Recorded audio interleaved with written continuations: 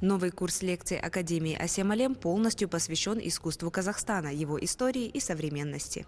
Образовательный проект «Асем Алем» действует в музее имени Абылхана Кастеева уже не первый месяц. Слушатели лекций становятся обладателями ценных знаний о жанрах, художниках и удивительных фактах из области искусства. Где люди могли бы немного глубже познакомиться с искусством.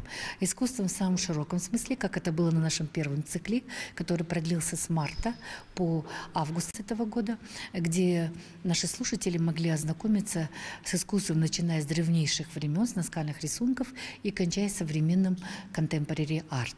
Во всем мире различные стили, различные исторические периоды, такие как, например, Ренессанс, как вы помните, барокко, рококо, готический стиль, романский стиль и так далее. То есть общие представления о различных видах, эпохах искусства и так далее. В минувшем сезоне посетители музея уже смогли изучить такие темы, как contemporary art, влияние эпохи на костюм, искусство Западной Европы, особенности архитектуры разных стран и времен и многое другое. Эта серия обещает быть не только интересной и насыщенной, но и патриотичной, ведь посвящена она искусству нашего региона. Этот цикл включает 22 лекции на русском языке с середины сентября до конца января и 10 лекций на казахском языке.